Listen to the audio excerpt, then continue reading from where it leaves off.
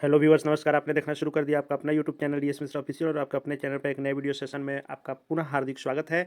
और आज का जो वीडियो सेशन आपके लिए होगा वह बहुत ही इंटरेस्टिंग होने वाला है, क्योंकि हमने शुरू किया है जो प्रधान शिक्षक भर्ती परीक्षा होनी है, और उस परीक्षा की तैयारी के संदर्भ में हमने वीडियो शुरू किया है। जैसा कि मैंने पूर्व में ही सूचना दे दिया था कि डीएलएड जो सिलेबस में 75 अंक के हैं और जीएस समान अध्ययन 75 अंक के हैं, यानी टोटल 150 नंबर की परीक्षा होनी है प्रधान शिक्षक में। और आशा है कि आपने फॉर्म भी फिलअप कर लिया होगा। और बीपीएससी के द्वारा यह परीक्षा आयोजित होनी है, तो बीपीएससी चूंकि अपने प्रश्नों में 5 ऑप्शन के साथ प्रश्न सेट करता है, और जो तीसरा तक रहता है वह जनरली ऑप्शन रहता है, और चौथा और पांचवा अलग ऑप्शन रहता है जो सब में रहता है, और उसी ऑप्शन में विद्यार्थी अभ्यर्थी फंसते हैं। तो हमने भी उसी के तर्ज पर 5 ऑप्शन के साथ एक आपके लिए अनोखा संग्रह लाया है, जिसमें आपको 2020 सीरीज हमने शुरू किया है। 2020 सीरीज इस आशा में कि जैसे आपके पास भी तैयारी का कम समय है, और 2020 सीरीज मैच भी जो होता है उसमें कम समय में अधिक स्ट्राइक रेट से आपको रन बनाने होते हैं, वैसे ही इसमें कम समय में आपको अधिक स्ट्राइक रेट से आपको तैयारी करनी है। तभी जाके आप अपना 40,247 सीटों पर जो बहाली हो रही है उसमें आप अपना एक जो है पद क्लियर कर पाएंगे। तो उसी के संदर्भ में आज से हमने यह शुरुआत की है। और यह 2020 सीरीज जो होगी वह 20 प्रश्नों का होगा, जिसमें कभी आपको डीएलएड के 20 प्रश्न का प्रैक्टिस सेट लाऊंगा, तो कभी जीएस का लाऊंगा, और दोनों सेक्शन की तैयारी आपको यहाँ होगी। और जो 20 प्रश्न मैं लाऊंगा उसका शॉर्ट व्याख्या भी डिफाइन भी करते चलूंगा, ताकि जब 20 प्रश्न आपको यहाँ पढ़ने को मिले तो कम से कम 20 और प्रश्न आपके तैयार हो जाएं, और 40-50 प्रश्न आपके 20 प्रश्नों को देखने से तैयार हो जाएं। और टू द सिलेबस, जो आपके डीएलएड के सिलेबस में 8 इकाई दी गई है और उसमें लगभग 60 टॉपिक दिए गए हैं, उन 60 टॉपिक को कवर कर लूँगा मैं जब पूरा आप प्रैक्टिस सेट बना चुके होंगे। तो किसी भी एक प्रैक्टिस सेट को आप देखें, आपको टू द सिलेबस और आपके लिए उपयोगी लगे, तो निश्चित जितने भी आगे सीरीज आते रहेंगे उनको देखिएगा। आशा नहीं, पूर्ण विश्वास है कि आपको प्रधान शिक्षक परीक्षा में बहुत अधिक बेनिफिट मिलने वाला है। तो वीडियो महत्वपूर्ण होने वाला है, वीडियो में अंत तक बने रहेंगे। और यदि अपने चैनल डीएस मिश्रा ऑफिशियल को अब तक आपने सब्सक्राइब नहीं किया है तो चैनल को सब्सक्राइब करके बेल आइकन को प्रेस कर लेंगे, ताकि आगे शिक्षक जगत एवं प्रधान शिक्षक से जुड़ी हुई कोई भी लेटेस्ट अपडेट या तैयारी से संबंधित वीडियो आपसे छूटे नहीं। तो बिना देरी किए हुए हम लोग शुरू करते हैं और प्रश्नों की ओर आगे बढ़ते हैं। पहला प्रश्न हमने लिया है जो है बचपन के विकासात्मक चरण को कितने वर्गों में बांटा गया है। यह आपको शुरू के ही इकाई से प्रश्न है। लगभग कोशिश रहेगी हर सेट में कि 8 इकाई से प्रश्न उठाए जाएं, और आसान फॉर्मेट से शुरू करते हुए, और जो इसका टफ हो सकता है सिलेबस के अनुरूप वहां तक मैं इसको ले जाऊंगा। तो बचपन के विकासात्मक चरण को कितने वर्गों में बांटा गया है, 2 में बांटा गया है कि 3 में कि 4 में, कि उपयुक्त में एक से अधिक या उपयुक्त में से कोई नहीं। यही 2 ऑप्शन चौथा और पांचवा बीपीएससी का होता है, जिसमें अधिकांश लोग गलती कर बैठते हैं। तो इसका जो राइट आंसर होगा वह होगा बचपन के विकासात्मक चरण को 3 वर्गों में बांटा गया है।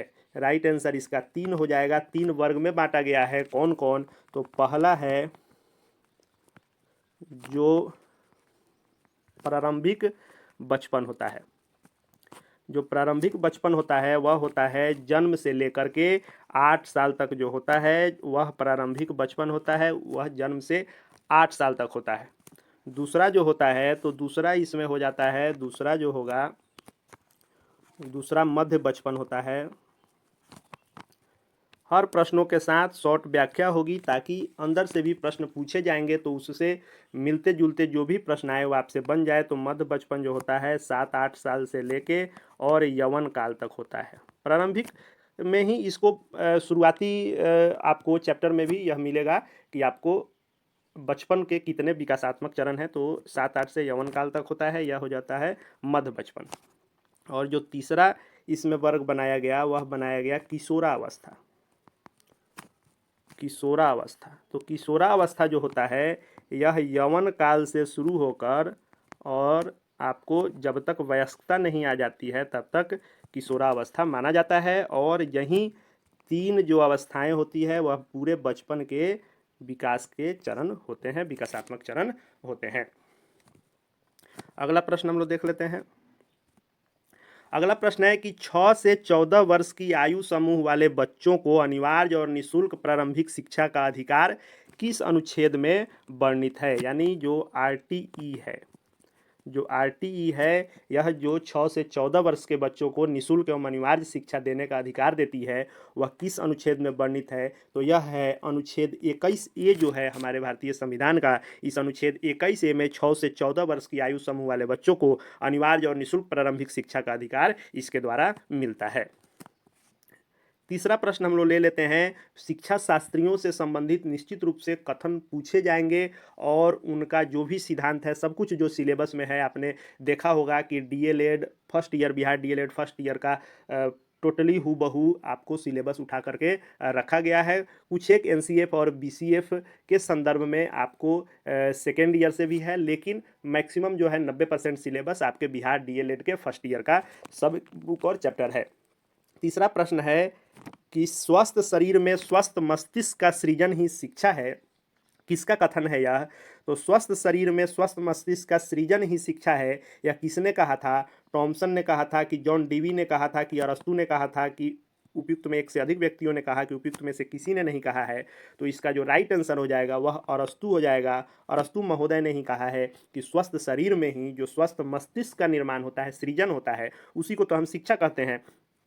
अगला प्रश्न हम लोग देख लेते हैं। अगला प्रश्न है, गांधी जी ने 3R की शिक्षा को किस शिक्षा में बदल दिया, तो सबसे पहले हम लोग जान लें कि 3R की शिक्षा पद्धति जो होती थी वह क्या होता था। तो जो 3R होता था वह होता था, 3R में रीडिंग होता था, राइटिंग होता था, रीडिंग, राइटिंग और अर्थमेटिक होता था। इसको कहा जाता था 3R की शिक्षा, रीडिंग, राइटिंग और अर्थमेटिक। इस शिक्षा को बदलकर गांधी जी ने कहा कि 3R की शिक्षा की बजाय बच्चों को जो है किसकी शिक्षा देनी चाहिए, तो गांधी जी ने कहा कि 3R के बजाय 3H की शिक्षा देनी चाहिए। तो 3H क्या है, तो 3H गांधी जी की जो शिक्षा है वह 3H में हैंड आता है, हेड आता है और आपको हार्ट आता है, यानी हाथ से, दिमाग से और दिल से। तो यही गांधी जी का है कि 3R के बदले इन्होंने 3H की शिक्षा को लागू करने का कहा। अगला प्रश्न हम लोग देख लेते हैं। अगला प्रश्न हमने लिया है, शिक्षा शास्त्रियों का एक पूरा इकाई ही है जिसमें आपको पढ़ना है महात्मा गांधी का, गिजू भाई का, रविन्द्रनाथ टैगोर का, जॉन डीवी का, मांटेसरी का, इन सभी लोगों का आपको उसमें पढ़ना है। शिक्षण शास्त्र, उन लोगों का जो भी शिक्षा सिद्धांत है उन सबको उसमें पढ़ना है, उनके बारे में भी पढ़ना है और उनके जीवनी के संदर्भ में उनके द्वारा किए गए कार्यों, उनके द्वारा कहे गए वाक्यों, सभी को आपको पढ़ना होगा। उसमें से प्रश्न आएंगे क्योंकि वह सिलेबस में महत्वपूर्ण है। पांचवा प्रश्न है कि गिजू भाई बधेका का जन्म कब हुआ था, तो गिजू भाई बधेका का जो जन्म हुआ था वह 15 नवंबर 1885 को हुआ था कि 15 सितंबर 1885 की 15 दिसंबर 1885, तो 15 नवंबर 1885 को गिजू भाई बधेका का जन्म सौराष्ट्र के चित्तल गांव में हुआ था। गिजू भाई बधेका का जन्म, चूँकि यह इस प्रधान शिक्षक तैयारी के 2020 सीरीज का पहला सीरीज है, इसलिए मैंने अभी बेसिक से उठाया है। आगे हम लोग गिजू भाई बधेका सहित सभी सिलेबस के बिंदुओं को आगे और विस्तृत पढ़ते जाएंगे। अभी शुरुआती है तो हमने गिजू भाई बधेका के जन्मदिन को लिया, उनका कहाँ जन्म हुआ उसको लिया। आगे हम लेंगे गिजू भाई बधेका का शिक्षण शास्त्र, शिक्षा दर्शन क्या है और क्या क्या उनसे प्रश्न बनेंगे, सभी को अगले सीरीज में मैं धीरे धीरे लेकर के आता रहूँगा। अगला प्रश्न हम लोग लेते हैं। छठा प्रश्न है कि कुछ भी पढ़ाया नहीं जा सकता परंतु सब कुछ सिखाया जरूर जा सकता था, यह किसने कहा था कि कुछ भी पढ़ाया नहीं जा सकता है किसी बच्चे को, लेकिन किसी बच्चे को सब कुछ सिखाया जरूर जा सकता है, यानी करके सिखाने पर बल देने की बात किसने कही है। और इस वाक्य में किसने कहा कि कुछ भी पढ़ाया नहीं जा सकता परंतु सब कुछ सिखाया जा सकता है, महात्मा गांधी ने कहा था कि रविन्द्रनाथ टैगोर ने कहा था कि गिजू भाई बधेका ने कहा था। तो देखिए, डीएलएड के प्रश्नों और उसके ऑप्शन को बहुत ही बारीकी से आपको पढ़ना होगा क्योंकि इसमें सभी लगभग सही ही दिखेंगे, फैक्चुअल प्रश्नों को छोड़ दें तो। और उन प्रश्नों में देखने में ऑप्शन सभी के सही लगेंगे, इसलिए प्रश्न आपको सटीक पढ़ना होगा और आंसर भी उस दिए गए ऑप्शन में से सटीक निकालना होगा। लेकिन यह जो चौथा और पांचवा प्रश्न होगा वह आपको सटीक निकालने में थोड़ा परेशान जरूर करेगा। तो देखिए, करके सिखाने पर महात्मा गांधी ने भी बल दिया है, गिजू भाई बधेका ने भी दिया है, रविन्द्रनाथ टैगोर ने भी दिया है। लेकिन कुछ भी पढ़ाया नहीं जा सकता परंतु सब कुछ सिखाया जरूर जा सकता है, इस वाक्य को कहा है रविन्द्रनाथ टैगोर ने। तो राइट ऑप्शन बी हो जाएगा, रविन्द्रनाथ टैगोर। अगला प्रश्न हम लोग लेते हैं, 7 नंबर प्रश्न है कि पाठ्यचर्या में कार्य शिक्षा की भूमिका क्या है। यानी जो करिकुलम तैयार किया जाता है, पाठ्यचर्या तैयार की जाती है, उसमें जो कार्य शिक्षा को शामिल किया जाता है उसकी क्या भूमिका होती है अध्ययन अध्यापन में। तो देखिए, इसमें दिया है कि छात्रों के उचित विकास के लिए कार्य शिक्षा जरूरी है, कि आजीविका के बारे में सीखते हैं बच्चे कार्य शिक्षा के द्वारा, कि उनके क्रिएटिविटी जो होती है, उनकी रचनात्मकता की वृद्धि होती है, इनमें से कौन सा होगा। तो देखिए, छात्रों का उचित विकास भी होता है कार्य शिक्षा से, आजीविका के बारे में सीखते भी हैं और उनकी रचनात्मकता में भी वृद्धि होती है। देखिए, अगर इन प्रश्न पर, ऐसे प्रश्नों पर आप विशेष ध्यान नहीं देंगे तो कोई एक निकाल लेंगे कि कार्य शिक्षा है तो इसका मतलब हुआ कि क्रिएटिविटी या कार्य करके शिक्षा है तो आजीविका हो जाएगा। लेकिन जब तीनों होगा तो यहाँ जब ऑप्शन उपलब्ध है कि उपयुक्त में एक से अधिक, तो राइट आंसर डी हो जाएगा, उपयुक्त में एक से अधिक। तो ऐसे ही प्रश्नों पर ध्यान देना है, जहां बहुत ही सटीक मामला हो प्रश्नों में, उसमें ये दोनों ऑप्शन पर विशेष ध्यान देना है। तो यहाँ भी चूंकि ये तीनों सही हैं इसलिए उपयुक्त में एक से अधिक इसका राइट आंसर हो जाएगा। अगला प्रश्न और 8वां प्रश्न हम लोग देख लेते हैं। 8वां प्रश्न है कि विकास एक क्रमिक एवं मंद गति से चलने वाली प्रक्रिया है, यह कथन किसका है। किसने कहा था कि जो विकास होता है बच्चों का वह एक क्रम में होता है, एक सीरियल में होता है, लेकिन धीरे धीरे होता है। यह किसने कहा था, हरलॉक ने कि स्किनर ने कि क्रो एवं क्रो ने, सभी शिक्षा शास्त्री ही हैं। तो विकास एक क्रमिक एवं मंद गति से चलने वाली प्रक्रिया है, यह कथन जो है स्किनर महोदय का है। और स्किनर ने ही कहा था कि विकास जो होता है वह सीरियल वाइज होता है, क्रम में होता है, लेकिन धीरे धीरे होता है। अगला प्रश्न और 9वां प्रश्न है कि बाल्यकाल की अवस्था क्या है। बच्चों का जो बाल्यकाल होता है यानी वृद्धि जो होती है, बच्चों के वृद्धि की 6 अवस्थाएं होती है। आगे के प्रश्नों में सभी को मैं शामिल करूंगा। तो बाल्यकाल की कितनी अवस्थाएं होती हैं, तो बाल्यकाल की जो 6 अवस्थाएं, वृद्धि की जो 6 अवस्थाएं होती हैं, उसमें उन 6 अवस्थाओं में एक बाल्यकाल की भी अवस्था होती है। और यही पूछ रहा है कि बाल्यकाल की जो अवस्था होती है वह कितने से कितने वर्ष तक होती है। जन्म से 2 की, 3 से 6 की, 2 से 12 वर्ष। तो बाल्यकाल की जो अवस्था होती है वह 2 से 12 वर्ष होती है। और बाल्यकाल की अवस्था को 2 वर्गों में बांटा गया है। एक है पूर्व बाल्यकाल, एक है पूर्व बाल्यकाल और दूसरा है उत्तर बाल्यकाल, और 2 भागों में इसको बांटा गया है। तो पूर्व बाल्यकाल जो रखा गया है वह 2 से 6 वर्ष रखा गया है और उत्तर बाल्यकाल जो रखा गया है वह 6 से 12 रखा गया है। इसीलिए सिर्फ बाल्यकाल पूछ रहा है तो 2 से 12 वर्ष होगा। लेकिन यदि पूछता कि पूर्व बाल्यकाल की अवस्था क्या होती है तब हमारा आंसर 2 से 6 वर्ष हो जाता, और पूछता कि उत्तर बाल्यकाल की अवस्था क्या होती है तो 6 से 12 हो जाता। लेकिन जब एक ही में पूछ रहा है कि बाल्यकाल की अवस्था क्या है तो 2 से 12 वर्ष हो जाएगा इसका राइट आंसर। 10वां प्रश्न हम लोग देख लेते हैं। जॉन पियाजे जो हैं ये भी सबसे महत्वपूर्ण में आते हैं। आपको यह एचएम जो हाई स्कूल के हेडमास्टर की परीक्षा होगी उससे भी बहुत मिलता जुलता सिलेबस है। प्रधान शिक्षक दोनों में बहुत सारे टॉपिक मिलते जुलते हैं। तो यदि हेडमास्टर की तैयारी करने वाले भी लोग इसको देखेंगे तो निश्चित रूप से उनको भी फायदा मिलने वाला है। तो 10वां प्रश्न है कि पियाजे के अनुसार मनोगतिक विकास के कितने चरण हैं। तो पियाजे के अनुसार जो मनोगतिक यानी जो मस्तिष्क का जो विकास है उसका कितना चरण है बच्चों के, तो इसका 4 चरण होता है। एक होता है इंद्रिय जनित गामक अवस्था, दूसरा होता है पूर्व संक्रियात्मक अवस्था, तीसरा होता है मूर्त संक्रियात्मक अवस्था और चौथा होता है अमूर्त संक्रियात्मक अवस्था। यही 4 अवस्थाएं होती है। आगे इन चारों अवस्थाओं के बारे में भी मैं डिटेल्स लेकर के आऊँगा और उससे प्रश्न जरूर आपको देखने को मिलेंगे।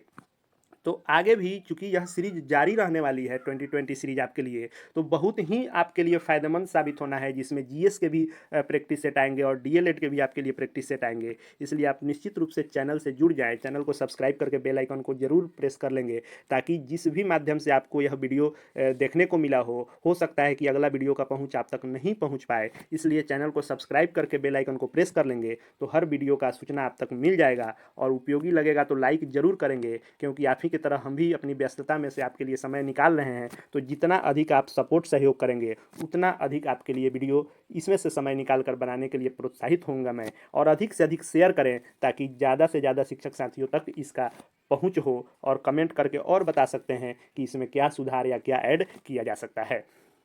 आगे हम लोग देखते हैं 11 नंबर प्रश्न हमने लिया है कि एरिक्सन के सिद्धांत के अनुसार व्यक्तित्व विकास के कितने आयाम हैं।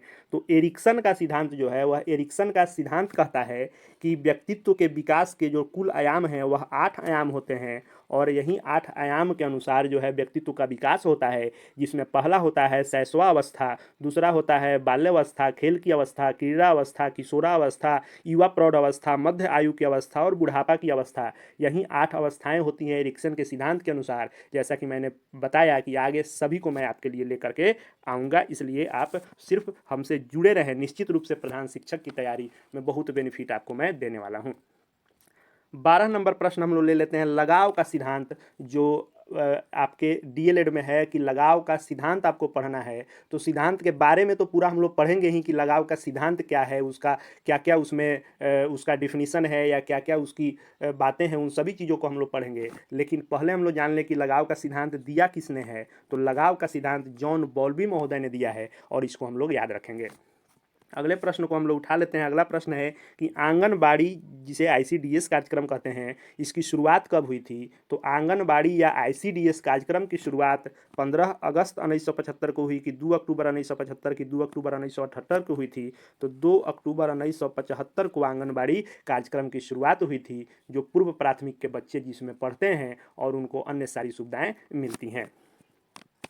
14 नंबर प्रश्न हम लोग ले लेते हैं। आपको पढ़ना है कि विभिन्न प्रकार की अशक्तता जो होती है, यानी मानसिक रूप से जो दिव्यांग बच्चे होते हैं, विशेष बालक होते हैं, उनके सभी प्रकार की समस्याओं, जिसको एक बीमारी कहते हैं, उसके बारे में भी आपको पढ़ना है। उसी में से एक प्रश्न हमने लिया है कि जिन बच्चों को गणित संबंधी अशक्तता होती है, यानी जिसको गणित में समस्या होती है, यानी बहुत बच्चे होते हैं कि उनको अंकों में समझ नहीं हो पाती है, कितना भी आप समझाएंगे तो उनको 86-36 में अंतर नहीं समझ में आएगा, 67 में 76 में अंतर समझ नहीं आएगा। तो यह गणित संबंधी जो अशक्तता होती है उसको क्या कहते हैं। तो उसको डिस्कैलकुलिया कहते हैं। बाकी डिसलेक्सिया, डिस्थीमिया और इस प्रकार के बहुत सारे जो है अशक्तता संबंधित हैं, जिनको हमको पढ़ना है कि किन्हीं बच्चों को पढ़ने में दिक्कत होती है तो उसको क्या कहते हैं, किसी को लिखने में दिक्कत होती है तो क्या कहते हैं, किसी को पढ़ा हुआ याद नहीं रहता है तो क्या कहते हैं, कोई बार बार भूल जाता है उसको क्या कहते हैं, पढ़ने और लिखने दोनों में जिसको समस्या है उसको क्या कहते हैं। इन सभी को आगे हम लोग पढ़ने वाले हैं।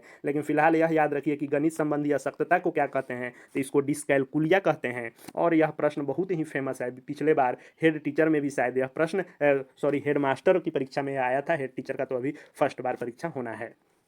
अगला प्रश्न हम लोग ले लेते हैं। 15 नंबर है कि SCERT जो होती है, तो इस SCERT की जो स्थापना हुई थी, यह किसके तहत हुई थी, यानी इसकी स्थापना की परिकल्पना किसके तहत की गई थी।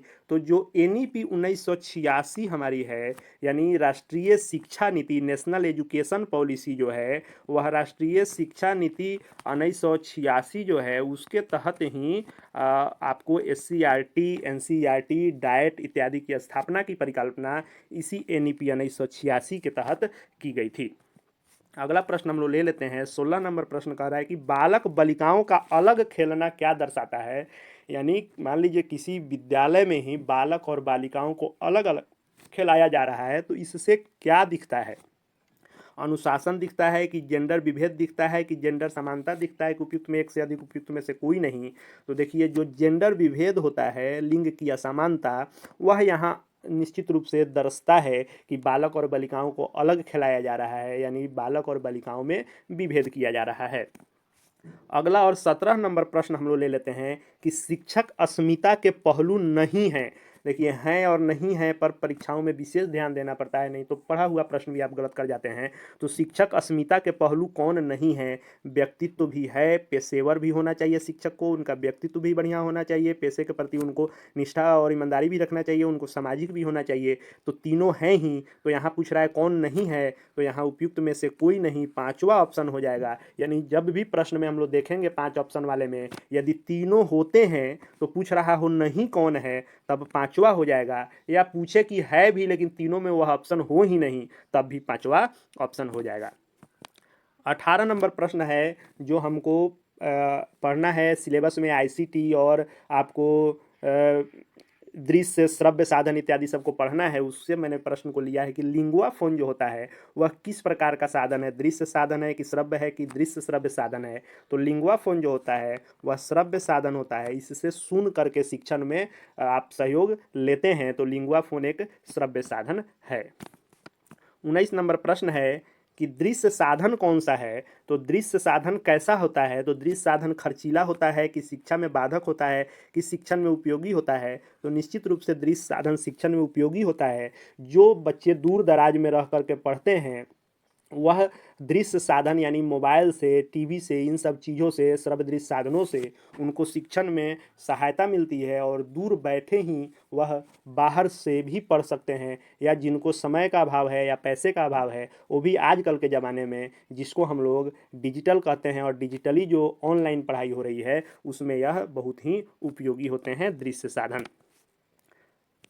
आज के इस प्रधान शिक्षक तैयारी के 2020 सीरीज का अंतिम प्रश्न है कि आईसीटी का फुल फॉर्म क्या होता है। आईसीटी का फुल फॉर्म क्या होगा, इंफॉर्मेशन एंड कम्युनिकेशन टीचिंग होगा कि इंफॉर्मेशन एंड कम्युनिकेशन टेक्नोलॉजी होगा कि इंफॉर्मेशन एंड कम्युनिकेशन टास्किंग होगा। तो जो आईसीटी का फुल फॉर्म होगा वह होगा इंफॉर्मेशन एंड कम्युनिकेशन टेक्नोलॉजी। आज हमने आईसीटी का फुल फॉर्म जाना। आईसीटी भी इस सिलेबस में आपके एक टॉपिक के रूप में है और इससे बनने वाले प्रश्नों को हम लोग निश्चित रूप से पढ़ेंगे। तो इस प्रधान शिक्षक तैयारी के 2020 सीरीज जिसको बनाने और लाने का उद्देश्य यही है, जैसा कि मैंने शुरू में बताया कि कम समय में अधिक स्ट्राइक रेट से आपको तैयारी करनी है और 20 प्रश्न लेकर के आऊँगा, जहाँ कम से कम 20, अधिक से अधिक 30-40 भी हो सकते हैं। तो आपको 20 से लेकर 50 प्रश्न की तैयारी एक प्रैक्टिस सेट में होगी और सभी इकाइयों से मैं प्रश्नों को लेकर के आऊँगा। और संभवतः अगर समय अधिक मिल गया तो आपके लिए मैं उतना प्रैक्टिस सेट लाने का कोशिश ज़रूर करूंगा कि सभी आने वाले प्रश्नों को मैं इसमें शामिल